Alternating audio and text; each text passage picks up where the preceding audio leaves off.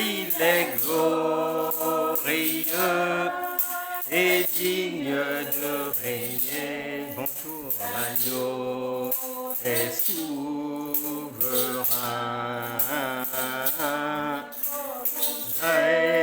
Élevant nos bras pour adorer, l'agneau est souverain.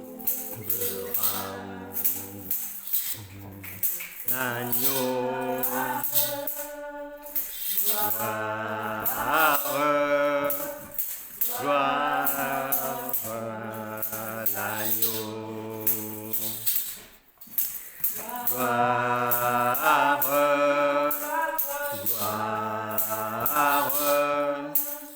gloire, l'agneau est glorieux et digne de régner. L'agneau est souverain. Nous élevons nos voix pour adorer. L'agneau est souverain. Il est glorieux et digne de régner. L'agneau est souverain. Nous élevons nos voix pour adorer. L'agneau est souverain.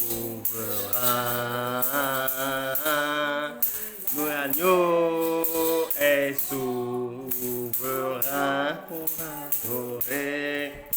L'agneau est souverain. L'agneau est souverain. L'agneau est souverain pour adorer. L'agneau est souverain. L'agneau est souverain. Amen. Merci. Merci les amis qui êtes connectés avec nous. Vous êtes au Centre international d'évangélisation, communauté évangélique pour la gloire de Christ. Bonjour Carole, bonjour à tout le monde. Soyez les bienvenus. C'est une joie immense de retrouver les bien-aimés frères et sœurs en Christ pour partager encore ensemble les merveilles du Père, les belles choses que le Père a préservées, a gardées, a mis de côté pour chacun de nous. Pour aujourd'hui, l'intitulé de mon message est « La parole faite chair ». La parole faite chair, et j'aimerais bien commencer comme d'habitude par rappeler 3 principes de Dieu. Le premier, Luc chapitre 20, verset 38. Dieu n'est pas le Dieu des morts, mais des vivants. Le deuxième, Exode chapitre 3, verset 14. Le Seigneur s'appelle celui qui est « Je suis ». Troisième principe, c'est que lorsque tu ouvres la parole de Dieu, lorsque tu ouvres ta Bible, et tu te retrouves face à ton Père, il s'adresse à toi. C'est le même face-à-face qu'avait le Seigneur avec Moïse. C'est ce qui ressort d'Exode chapitre 33, verset 11. Donc, 3 principaux principes à retenir, à ne jamais oublier. Bien-aimés du Seigneur, dans cette vie, que l'on soit chrétien, que l'on croit en quelque chose ou pas, sur cette terre, il n'existe personne qui puisse faire quelque chose sans objectif. Lorsqu'on va à la boulangerie, on sait qu'on va pour acheter le pain, on sait qu'on va pour acheter le croissant. On a un objectif. Lorsqu'on va au travail, on sait pourquoi est-ce que l'on se déplace. Ça n'existe pas comme ça. Je rentre dans un bus, je rencontre une sœur que je connais. Bonjour Nadège, bonjour Franck, mais tu vas où? Et qu'elle puisse me dire je ne sais pas. Non, ça n'existe pas. Donc en toute chose, il y a toujours des objectifs. Et cela n'est pas venu de l'homme. Cette manière de faire est venue du Créateur. Dieu est un créateur. On ne crée pas pour rien. On ne crée pas pour perdre son temps. Non, on crée pour des objectifs. Et la parole faite chair aujourd'hui, qui est notre sujet, aura pour objectif de, si quelqu'un prête vraiment attention à ce que la personne va entendre aujourd'hui, elle peut gagner 10 ans de connaissance, 10 ans de marche, de communion avec le Seigneur. Elle peut rectifier des erreurs monumentales. Elle peut comprendre des choses, des lumières qui vont faire avancer la vie de la personne. Notre message, notre parole de base est contenue dans le livre de Jean au chapitre 1. Je voudrais préciser, avant qu'on aille à cette adresse, que la particularité de l'apôtre Jean, et c'est pour cela que ce qu'il a dit nous intéresse aujourd'hui, c'est que les rapporteurs de la vie du Seigneur, Matthieu, Marc, Luc, les 3 premiers, selon l'ordre dans les évangiles, les 3 premiers, eux, en fait, ont relaté la vie du Seigneur en partant de sa venue, de sa naissance. Alors que l'apôtre Jean, lui, a décidé de faire autrement. C'est le seul des évangélistes qui ne nous a pas d'abord parlé de la naissance du Seigneur. Il ne nous a pas d'abord parlé des conditions de sa venue. Il n'a pas parlé de ça. Il est allé directement à l'objectif de la venue de Christ. Et après, il a fait le même cheminement que les autres ont suivi. 3, Matthieu, Marc, Luc ont commencé par le début, le commencement du commencement, mais Jean a choisi d'aller d'abord à l'essentiel.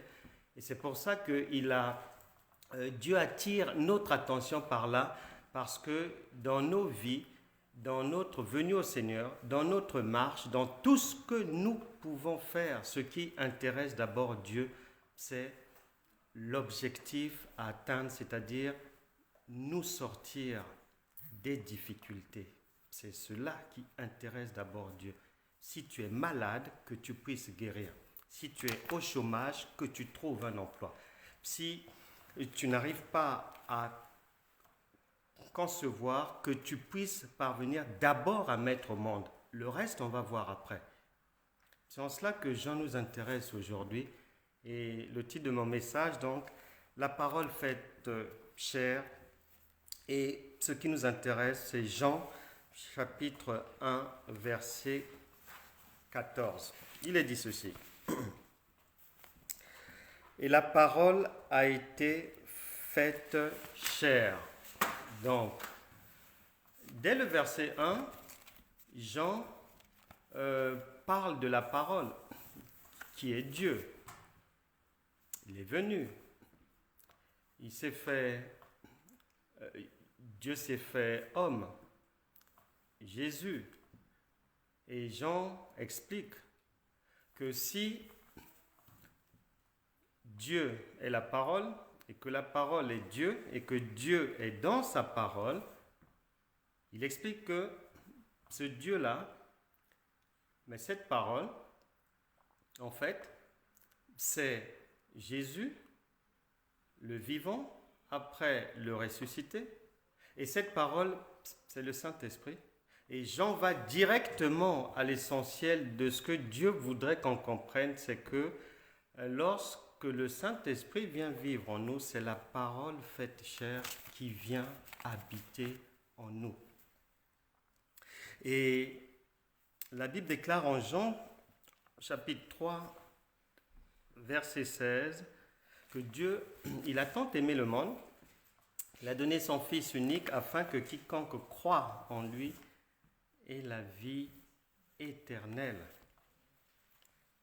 La vie éternelle, si on ouvre la parenthèse, ça veut dire quiconque croit en lui puisse avoir le salut de son âme, puisse sortir des difficultés et puisse demeurer dans la paix, la joie et le bonheur durant son séjour ici-bas et jusqu'au retour auprès du Père. Lorsque Jésus vient, au commencement était Dieu, Dieu est la parole, Jésus fait son œuvre. Ensuite, il va dans la tombe, il est ressuscité. Et après, il nous passe le relais à partir du jour où nous devenons enfants de Dieu et que nous recevons le Saint-Esprit. C'est-à-dire, c'est la même parole qui est maintenant au-dedans de nous pour des objectifs bien précis, pour faire plusieurs choses, pour faire beaucoup de choses. On prend le relais de Dieu, Matthieu chapitre 28, verset 20, atteste que le Seigneur, il est toujours avec nous, tous les jours, jusqu'à la fin du monde. Donc, au début, j'avais dit que dans l'un des principes de Dieu, Dieu est toujours au présent. Donc, il est actuellement avec ses enfants pour les emmener à la réussite, au bonheur, pour les emmener à vivre la vie que Dieu avait prévue que chacun puisse vivre. Si tu laisses Matthieu chapitre 28, verset 20 au temps passé, ça ne marchera pas. Tu es obligé de t'aligner sur le fait que Dieu est toujours présent. Et c'est à ce moment-là que ton esprit va bien comprendre, bien recevoir ce que Dieu a dit, qu'il n'est pas parti définitivement. D'ailleurs, il est ressuscité et il est toujours là, il est revenu, il vit en chacun par le Saint-Esprit. C'est le même Jésus qui nous a passé le relais pour faire ce que lui est venu faire sur cette terre, c'est-à-dire apporter le secours à nos bien-aimés. Et en le faisant, lui, en contrepartie, il améliore les vies de tout un chacun. C'est pour ça que dans Actes des Apôtres, chapitre 20, verset 35, il est dit qu'il y a plus de bonheur à donner qu'à recevoir, parce qu'en donnant, avec l'amour de Dieu, on reçoit toujours en retour quelque chose. La suite du verset dit « Et elle a habité parmi nous ». C'est la même parole. Pourquoi la parole dit qu'elle a habité parmi nous? Comme Dieu est toujours présent, si on dit qu'elle a habité parmi nous, donc elle habite maintenant parmi nous. C'est pour ça qu'il est dit que vous êtes le temple du Saint-Esprit. Vous êtes le temple de la parole. Donc cette parole habite en chacun de nous. Elle s'est faite chair par le Saint-Esprit. Ton corps est devenu, Éphésiens chapitre 2 dit, une habitation de Dieu en esprit.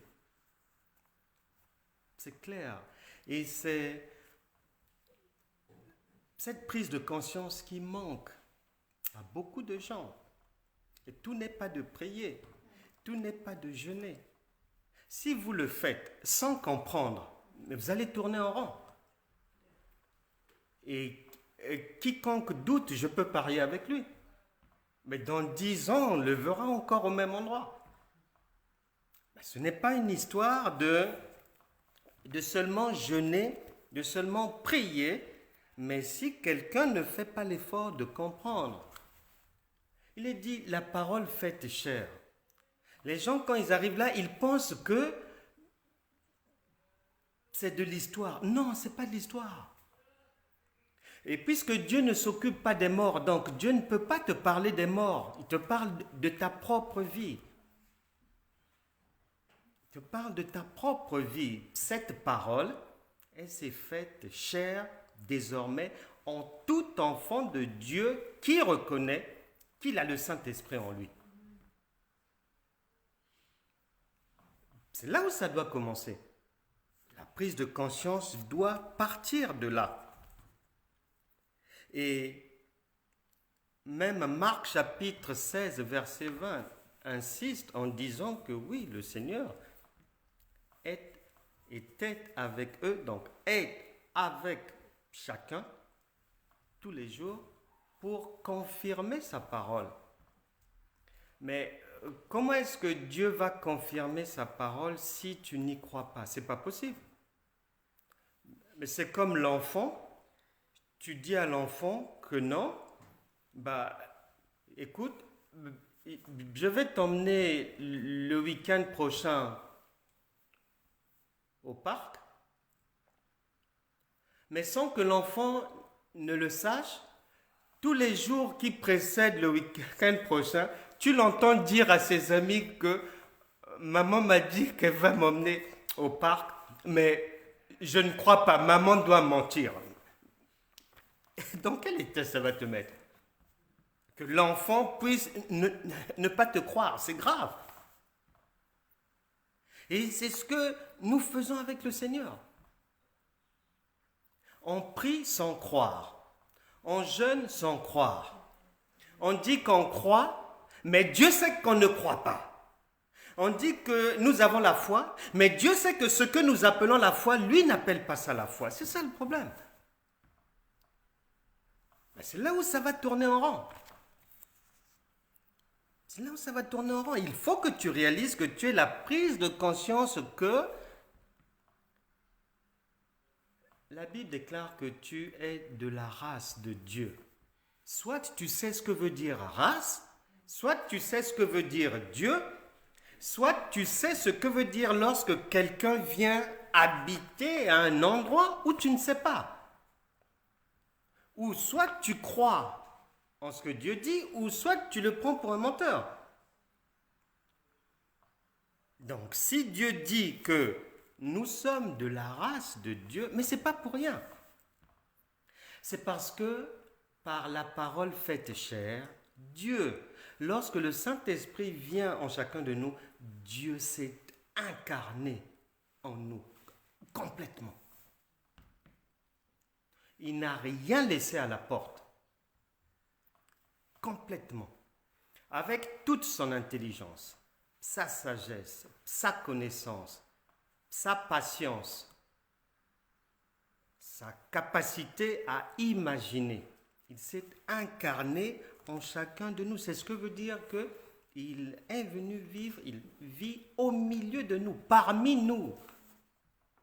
Il est en chacun de nous. Et lorsqu'il vient s'incarner en nous, le mal, les ténèbres prennent la porte et c'est la lumière maintenant qui va jaillir dans tous les départements de la vie. Je fais partie des prédicateur qui ne croit pas que Dieu puisse te bénir professionnellement et te laisser dans la maladie. Je ne crois pas. Je ne crois pas. C'est-à-dire, même humainement, ça ne tient pas la route. Tu as un enfant, que tu puisses s'occuper de sa vie scolaire et que tu ne lui donnes pas à manger. Tu ne lui donnes pas le vêtement. Tu ne sécurises pas sa vie. Lorsqu'il est malade, tu ne laisses pas l'enfant comme ça. Tu fais de ton mieux pour le soigner. Tu t'occupes de lui dans tous les domaines. Et l'homme n'a pas inventé cela. Ça vient de la divinité. Dans notre ADN, il y a cette conscience-là. Et Dieu, donc, il faut ne plus croire que Dieu est un père, est une maman indigne qui va s'occuper de nous à moitié. Non, c'est faux. C'est faux. Archi faux. Avec Dieu, on ne souffre plus. On souffre avant. C'est ce qui manque aux enfants de Dieu souvent, c'est la réalité visuelle de ce qu'ils disent ou des prières qui sont faites. Tant que dans ce que tu dis, il n'y a pas d'image, ça tient sur rien, ça tient seulement comme ça, le parler en langue, blablabla, blablabla. Non, ça ne peut pas marcher. Lorsqu'on devient enfant de Dieu, tu es dehors. Tu es dans le monde, tu rejoins notre royaume à nous, le royaume de Dieu. Et j'ai déjà expliqué, c'est comme si tu viens trouver refuge chez nous. Tu fuis la guerre, tu fuis l'Ukraine et tu arrives chez nous. Par exemple, en France, tu arrives, on va t'accueillir. On va t'expliquer petit à petit, jour après jour, comment ça se passe en France. On va te trouver une formation. On va t'accompagner, il y a un accompagnement, même au niveau de la langue. On va t'apprendre le français. Jusqu'à ce que tu trouves un emploi. Jusqu'à ce qu'il y ait le regroupement familial, si dès le départ, la famille n'est pas là. Mais c'est pareil dans le royaume de Dieu. Et le royaume de Dieu retient ceci, c'est l'image de la femme enceinte. Lorsqu'on devient chrétien, lorsqu'on croit au Seigneur Jésus-Christ, il n'est pas normal, il n'est pas possible que l'on ne sorte pas de la difficulté et il n'est pas normal que l'on demeure dans les difficultés. Ce n'est pas vrai, ce n'est pas possible. La femme enceinte, elle souffre avant l'accouchement. Une fois que l'enfant est né, mais tout ce qui était nausée et tout, insomnie, je ne sais pas quoi, mais c'est terminé. C'est une impossibilité que la femme met au monde et qu'elle puisse encore vivre les désagréments qu'elle a pendant la grossesse, pendant les douleurs de l'enfantement. C'est pas vrai. C'est du mensonge. Mais malheureusement, beaucoup d'enfants de Dieu traînent sur le chemin de la vie, même lorsqu'ils deviennent chrétiens, à cause soit de l'acceptation d'enseignements, d'écritures inexactes, approximatifs, ou bien qui n'ont rien à voir avec ce que Dieu a dit. Il faut faire attention à cela. Une autre image pour que tu retiennes bien ce que veut dire devenir enfant de Dieu, ce que veut dire recevoir le Saint-Esprit en toi, c'est-à-dire la parole qui se fait chair en toi, c'est l'image des astronautes. Les astronautes, lorsqu'ils doivent rejoindre l'espace, lorsqu'ils doivent rejoindre la Lune, lorsqu'ils doivent rejoindre la station orbitale, c'est avant le décollage que tous les réglages sont faits, toutes les difficultés doivent être effacées, que ça soit mécanique, que ça soit psychologique, que ça soit au niveau des provisions. Tout doit être vu, revu, arrangé, réglé et tout, parce qu'une fois que ça va décoller, mais c'est terminé. Vous allez jusqu'au bout sans souffrir. Vous allez jusqu'au bout sans souffrir. Et la femme qui donne la vie, c'est pareil.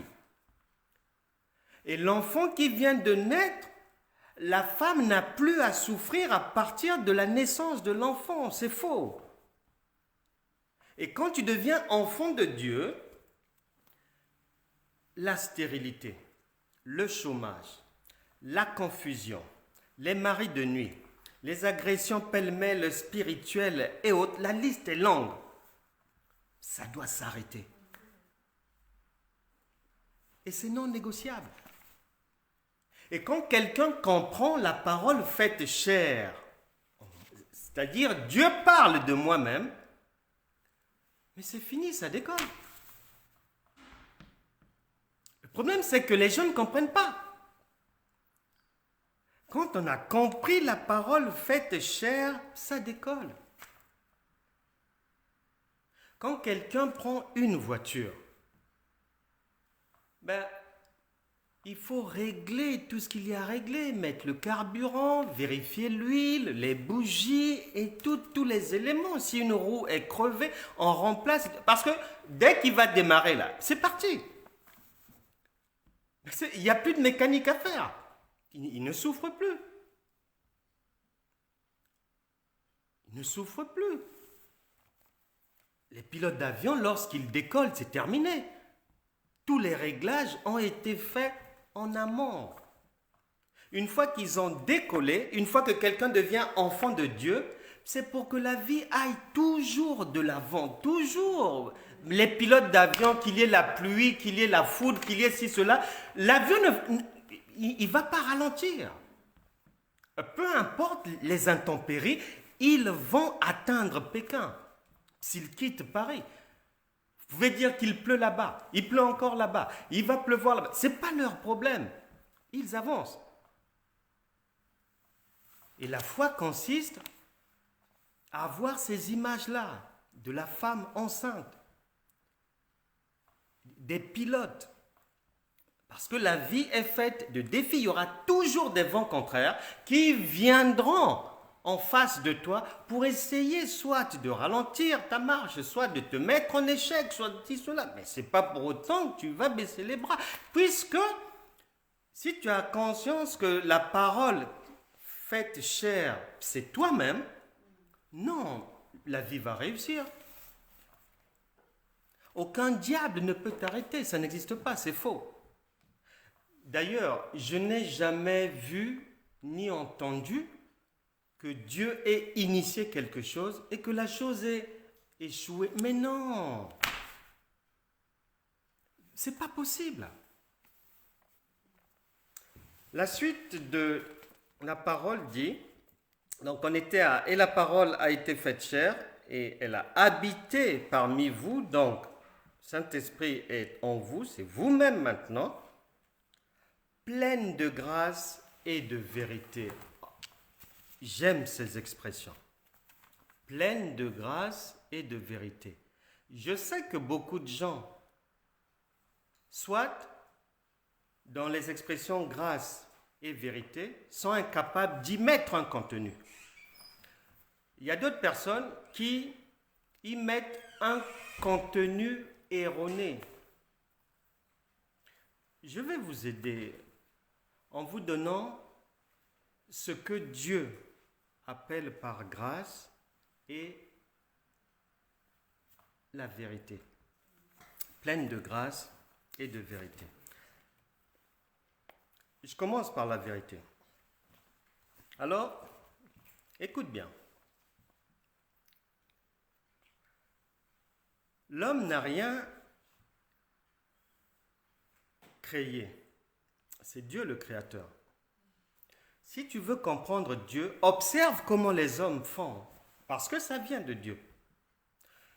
Sur cette terre, que ça soit pour fabriquer une voiture, pour l'école, pour passer en classe supérieure, il y a des examens. Pour fabriquer une voiture, il y a des tests. Un parfum, on fait des tests. Le beurre, on fait des tests. Le vin. Il y a la préparation d'abord. Il y a des tests qui sont faits. On fait, on refait. On fait, on refait. On fait, on refait. Maintenant, la Bible dit que l'Ancien Testament était l'ombre des choses à venir. C'est-à-dire que l'Ancien Testament, tout ce qui s'est passé là-bas, préparait la venue de Jésus et que tout ce qui s'était fait dans l'Ancien Testament était contenu dans Jésus.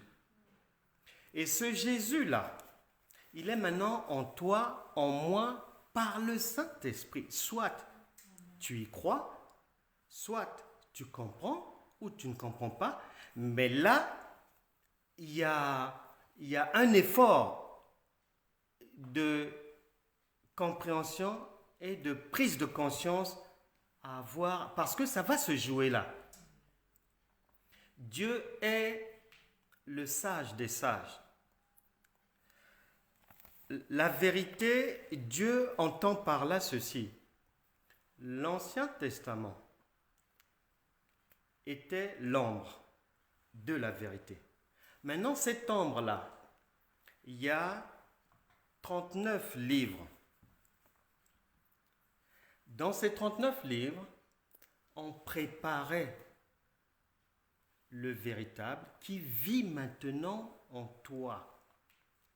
Et la Bible vient dire en Colossiens chapitre 2 verset 9 que en toi il y a la plénitude de la divinité. Donc soit tu comprends ou soit tu ne comprends pas et tu restes sur le quai et tu laisses les autres partir pour aller récolter les bénéfices de notre héritage en Christ.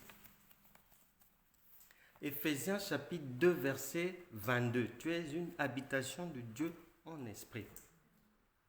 Colossiens chapitre 1 verset 19. 1 Corinthiens chapitre 3 verset 16. Colossiens chapitre 2 verset 9. Tous ces passages viennent résumer la phrase suivante que la plénitude de la divinité était en Jésus et est maintenant en toi. Mais pour faire quoi? Très simple, objectif de Dieu pour résoudre tous tes problèmes. Et la beauté et l'amour de Dieu, souvent les gens ne la mesurent pas bien. Le Seigneur, qu'est-ce qu'il va faire pour ta vie, pour chacun de nous? Il va pendant plusieurs siècles préparer ta naissance en Christ. Tous ceux qui font partie de l'Ancien Testament, de Noé, Enoch jusqu'à Jean-Baptiste, tout cela, Dieu a pris leur bon côté et il les a mis en toi par le Saint-Esprit qui est la parole faite chair.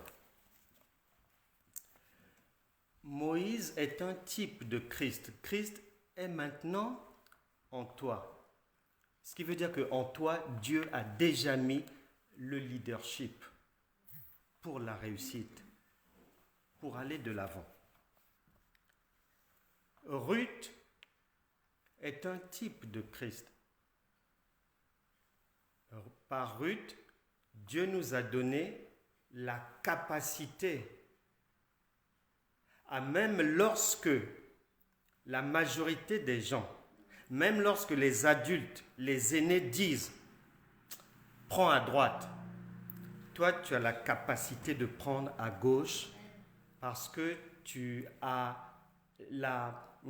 Dieu t'a donné quelque chose qui te permet de ne pas te tromper. Même contre l'avis de tous. David est un type de Christ. Il a mis Christ en toi, la capacité à vaincre l'adversité. Jacob est un type de Christ et Christ est maintenant en toi. C'est la capacité à parvenir à l'abondance au milieu de l'adversité. C'est en toi tout ça. Gédéon est un type de Christ que Dieu a mis en toi avec la capacité de partir de rien pour être plus que vainqueur. Le prophète Osée est un type de Christ et par là, Dieu t'a donné la capacité. Quand les gens disent « Oh non, j'ai du mal à pardonner », non. Par le prophète Osée, tu as la capacité de pardonner. Même lorsqu'on t'a trahi, on t'a déçu, tu as encore les ressources de réagir par l'amour. Parce que c'est en toi. Tu l'ignores peut-être, mais Dieu sait que c'est dedans là-bas. Obligatoirement. Il n'y a pas d'excuse. Par le prophète Jonas, le Seigneur a mis en chacun de ses enfants la capacité à apporter la bonne nouvelle aux autres, même lorsque je n'ai pas envie. Mais je vais avoir une prise de conscience que l'humanité est en danger. Ce que je vois là, la télé, ce que la télé montre aux enfants, la violence. Non. Il faut que je fasse ma part. Cette capacité est en toi. Par la reine Esther, le Seigneur a mis, par la parole faite chair, en toi la capacité d'être distingué parmi une multitude de personnes. Même là où tu vas te trouver imprésentable, la parole faite chair va te rendre présentable. C'est de ça qu'il s'agit. Il y a 39 livres dans l'Ancien Testament. Ces 39 livres-là, ce sont 39 marques, talents, capacités qui étaient en Christ, mais qui sont maintenant en toi. Les gens demeurent dans des problèmes par ignorance. Dieu l'a dit, Osée 4, 6, Jean 8, 32. C'est toujours le même problème. Si tu as la prise de conscience de tout ce que Dieu a mis en toi et que la parole est véritablement chère en toi, mais tu vas facilement sortir des problèmes. Les Juifs, Jésus faisait beaucoup de blablabla chez lui à la maison. Ses frères ont dit non. Ce que tu fais ici, là, tes petits miracles, là, tu continues à faire ça parce que c'est à la maison ici dans la famille. Mais si tu veux qu'on te respecte, va le faire en public là-bas. Et on va voir si tu arriveras à le faire. Mais comme c'était la parole incarnée, la parole faite chair, l'humanité a vu les miracles. Lorsque ses parents juifs, Jésus était sur la croix, ils lui ont dit, si tu es Dieu, sauve-toi toi-même de là. Mais est-ce qu'il est resté à la croix ou il a disparu de la croix?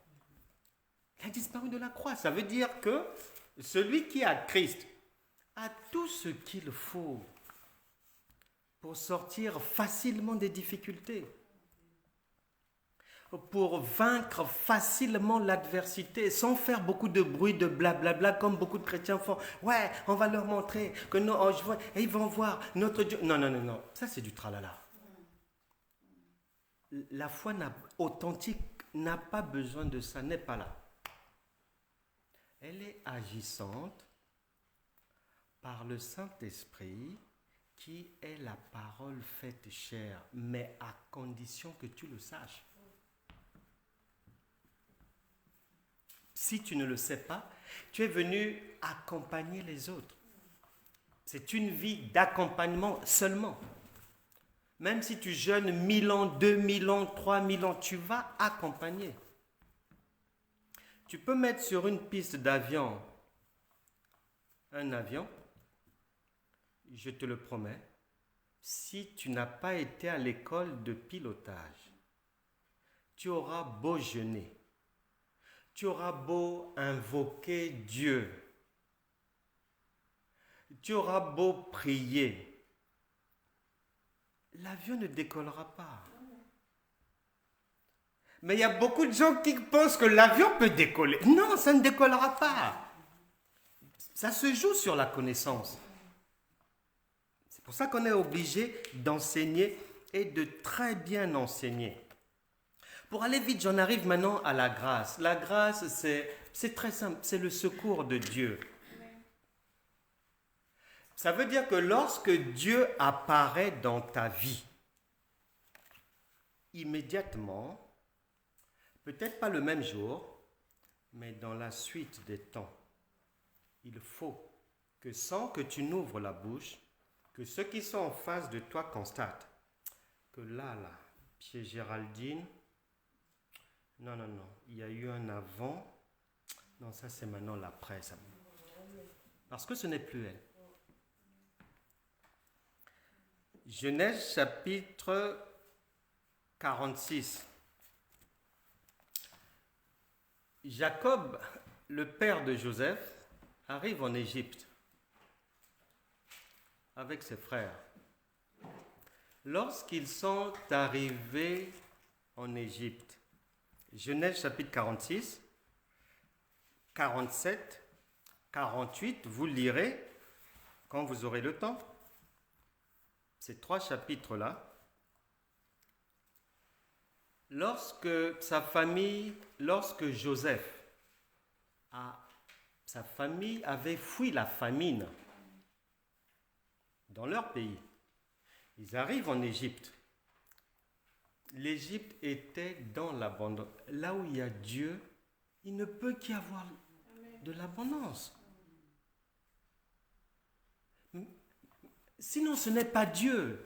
C'est quelque chose d'autre, pas Dieu. La grâce, c'est le fait que Dieu apparaisse véritablement dans ta vie. Le jour où les parents de Joseph, sa famille, le jour où Joseph a apparu devant eux, leur vie n'a plus jamais été la même. Il y a eu un avant et il y a eu un après. Et ils ont prospéré sur une terre étrangère. La grâce, c'est l'apparition de Dieu. Lorsque Dieu apparaît, lorsque la parole est réellement maintenant chère en toi, avec cette conscience-là, non, tu ne peux plus être la même personne, c'est pas vrai.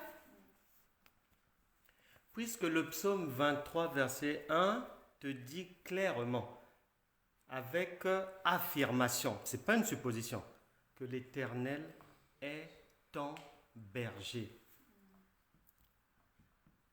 Psaume 34, verset 10, enfonce le clou en disant que rien ne manque à ceux qui craignent Dieu.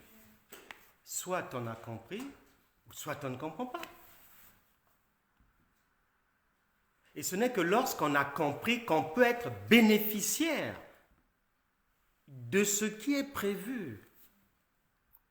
Ceux qui ne comprennent pas, ils nous accompagnent.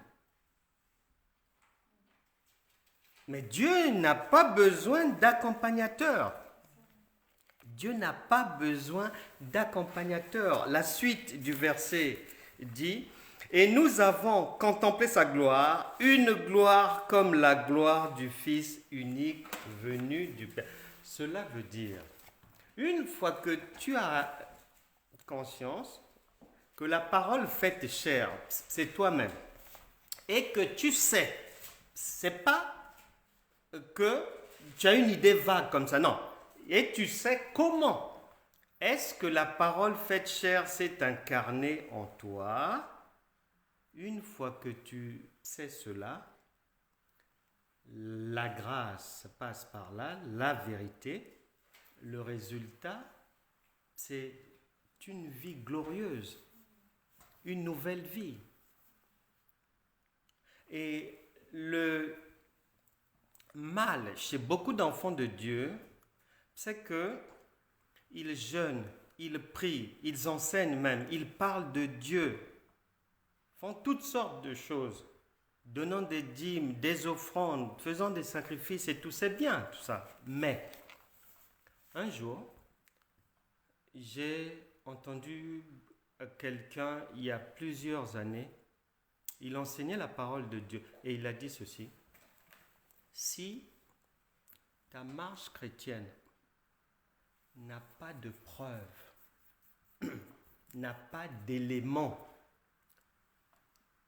palpables, visibles, tangibles, n'a pas d'expérience réelle. Il avait conclu en disant que je préfère te dire la vérité, ta foi est fausse. Parce que la foi biblique authentique est prouvable. Dans le département de l'Oise, il y avait une boîte de nuit qui causait, les gens qui venaient là le week-end et tout, souvent, en sortant de cette boîte de nuit, il y avait pas mal d'accidents.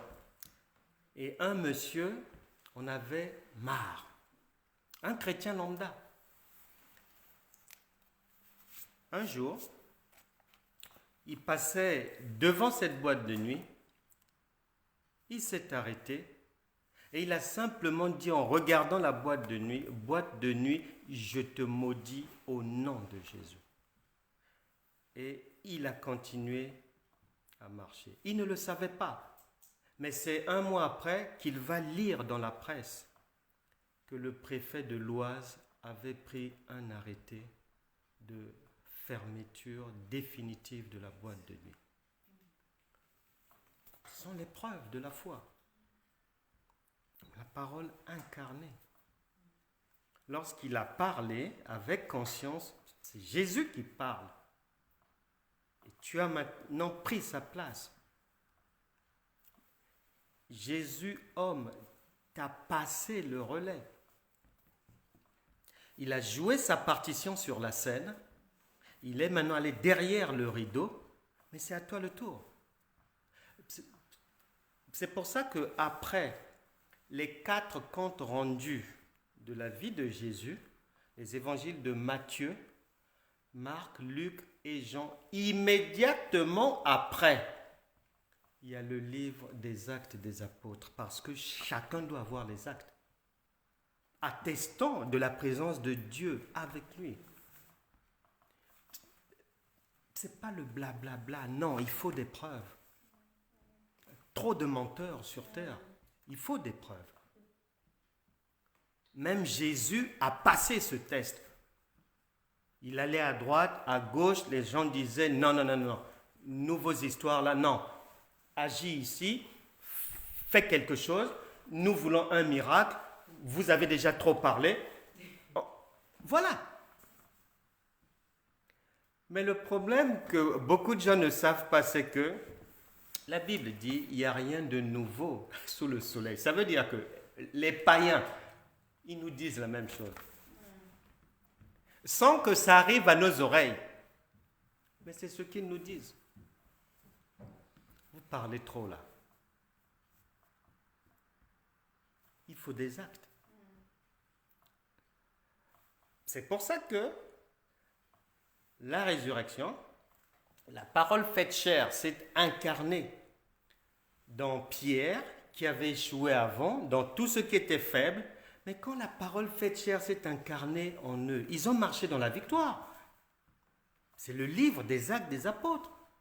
Après, le relais nous a été passé pour faire les mêmes choses. Et c'est pour ça qu'en Jean chapitre 14, verset 12, Jésus a dit que ce que j'ai fait, c'est petit. Vous ferez de plus grands miracles. Mais il le disait pourquoi? Parce qu'il savait qu'avec la parole faite chair, c'est Dieu qui agit en toi. Mais il faut en avoir conscience, il faut le savoir. Soit tu dis que Jésus était fou, ou soit ce qu'il a dit c'est un mensonge.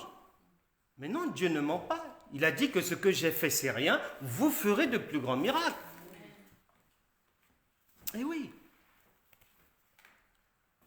Et lorsque le Saint-Esprit avait commencé à m'apprendre ces choses, j'ai commencé à faire des tests moi aussi. Parce que la parole de Dieu dit que Luc a fait des recherches. Il a donné son compte rendu. Il a poursuivi en rédigeant Actes des Apôtres. Parce qu'il faut vérifier si tu as Dieu ou pas. Il faut le vérifier. Et j'ai commencé à vérifier moi aussi.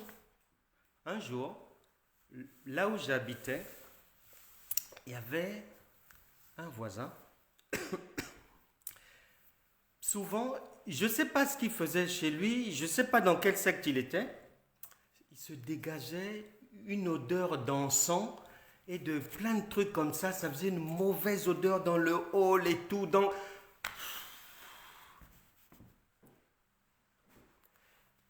Un jour, j'en avais ras-le-bol. Est revenu dans ma tête l'histoire du monsieur de la boîte de nuit dans l'Oise. Parce que lorsque nous enseignons, Dieu n'est pas un oisif. Il n'organise pas les circonstances pour rien. Il faut du résultat. Donc, quand tu écoutes un témoignage, ce n'est pas l'école maternelle. Pour Dieu, tu écoutes bien de manière à reproduire. Parce que Dieu est le Dieu du témoignage. Le témoignage veut dire refaire, dire, attester. Et un jour, j'ai repensé à ça et un matin, je me suis arrêté devant la porte de ce voisin. Et j'ai dit, au nom de Jésus, tu pars d'ici. Après, je suis parti. Les semaines sont passées. Ça avait fait 6 mois après. Ils ont déménagé. Et c'est à partir de là que j'ai commencé à faire d'autres expériences, à vérifier, est-ce que j'ai vraiment Dieu? Que ça soit dans le domaine administratif, que ça soit la santé. Dieu va te fabriquer des épreuves. Et ces épreuves-là, la plupart des enfants de Dieu, je suis attaqué, les sorciers, non. C'est le travail. Ce sont ces épreuves-là, il faut les passer les unes après les autres pour avoir du grade, des racines. Mais tant que tu ne passes pas les épreuves, Dieu va laisser les difficultés là. Et ça va tourner en rond dans un désert. Dans un désert. Et lorsque la parole s'incarne en toi et que tu as conscience de cela, la parole, lorsque elle s'incarne en toi, ce qui veut dire que non seulement elle est dans ton physique, mais elle est dans tout ce que tu touches, tout ce qui t'appartient, tout ce que tout ton environnement. Un ami Jean Oscar était en évangélisation dans un séminaire en Norvège, à Oslo. Et il avait séjourné chez un couple. Et le jour où il repartait sur le chemin de l'aéroport, le couple va lui dire, homme de Dieu, on a un problème. Quel problème? Voilà, tu es venu chez nous. Est-ce que tu as vu un enfant? Non. Entendu les pleurs d'un enfant? Non. Mais ça fait 12 ans qu'on est mariés. L'enfant ne vient pas. Comme il avait conscience d'être la parole incarnée, il leur a dit, bon, prier, on ne peut plus. On arrive à l'aéroport, il y a du monde. Bon, on va faire plus simple. La chambre dans laquelle j'ai dormi, le lit sur lequel j'ai dormi chez vous, dormez là-bas pendant 2 semaines. Le jour où il rendait le témoignage, le couple avait 2 enfants. C'est ça la parole faite chair. Tu ne peux pas avoir ce que tu ne connais pas. C'est ce que tu connais que tu auras. Nous allons maintenant prier. Des fois, lorsque la parole est incarnée en toi avec conscience, elle produit des choses merveilleuses.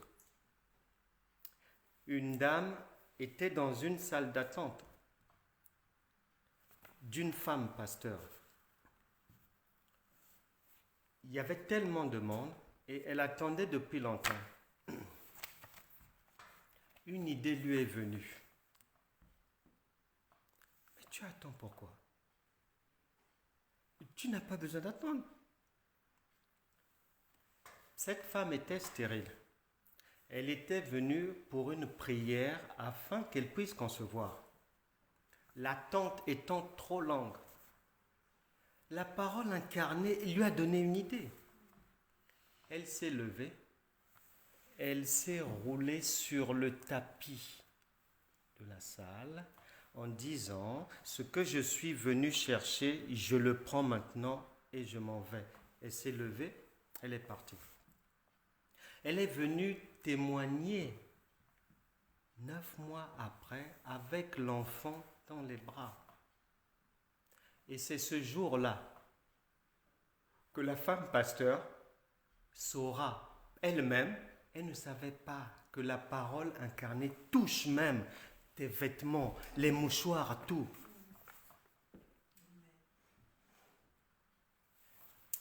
Nous allons prier. On va faire une prière à l'image du Christ. J'ai toujours constaté que notre Seigneur et Maître Jésus est très simple dans les solutions, dans la manière de faire, mais les hommes ont tellement compliqué, rajouté, amplifié, pimenté la marche chrétienne que on ne s'y retrouve plus. Et souvent même, alors qu'en Matthieu chapitre 7, dans Matthieu, Jésus dit quelque chose, mais la plupart des croyants font le contraire de ce qu'il a dit, sans s'en rendre compte. Nous allons rester fidèles à Jésus et faire comme il nous a demandé de faire. Nous allons prier.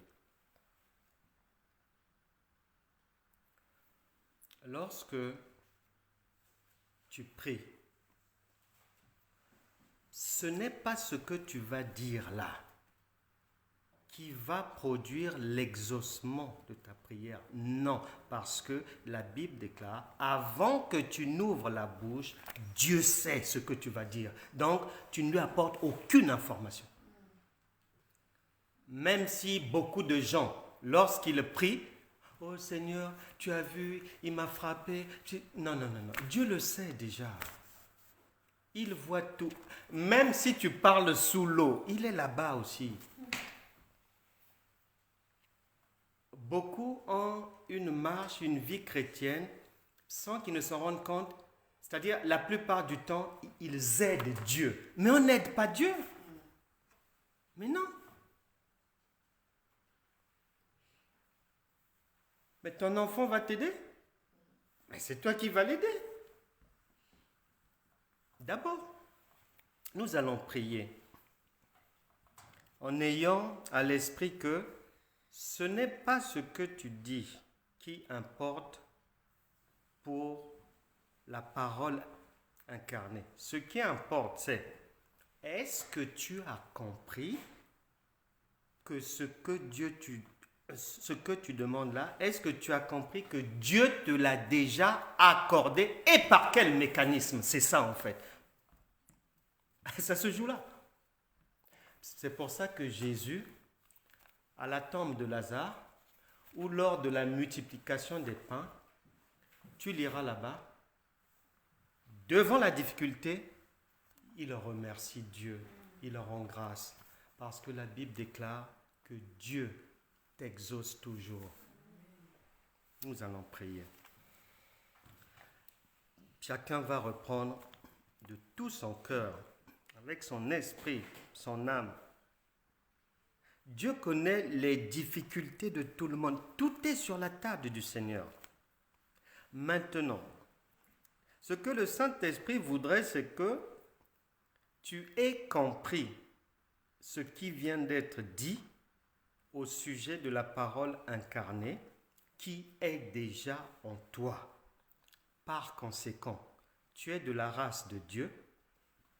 Par conséquent, Dieu a pris des siècles pour préparer ta réussite en prenant soin de t'enrichir par Jésus, par le Saint-Esprit, par Dieu, par celui qui vit maintenant en toi, par la parole incarnée.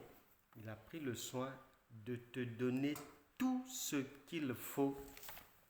La Bible déclare, il nous a donné tout ce qui contribue à la vie et à la piété, c'est-à-dire tout ce qui contribue à la réussite et à la conservation de cette réussite. Prions le Seigneur. Reprenez simplement après moi le problème ou les problèmes que vous avez. Le Saint-Esprit les connaît bien. En vous, il y a déjà les solutions.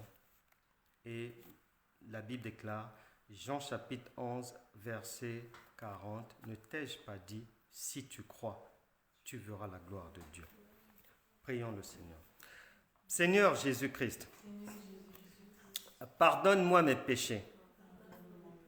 Je te rends grâce parce que tu m'as déjà exaucé et que je suis déjà passé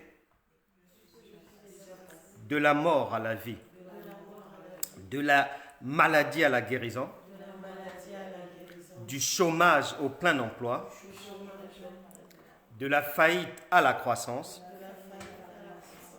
dans mes affaires et du célibat au mariage, du divorce au mariage, de l'alcool à la retenue, du tabac à la sainteté, de la prostitution à la bonne tenue, de la corruption à la raison, de la paralysie à la bonne marche. Tout ce qui était courbé dans ma vie est désormais redressé. L'échec est désormais remplacé par la réussite dans ma maison. Le doigt de Dieu a signé tous les documents administratifs que j'attendais. et cela conformément à la parole de Dieu. En Exode chapitre 31, verset 18. Tous les tribunaux me donnent raison, conformément à la parole de Dieu. En Romains chapitre 8, verset 34. Toute accusation physique et spirituelle contre moi tombe à l'eau, conformément à Romains chapitre 8, verset 33. Comme prévu par Christ dans le livre du Deutéronome chapitre 15, verset 6. Chapitre 15, verset 6. Je passe des dettes à l'abondance financière. Et conformément au psaume 91, versets 7 à 11, je dors désormais en paix, car mes ennemis, de jour comme de nuit, prennent la fuite. Toute trisomie, autisme et autres maladies rares sont désormais guéries. Amen.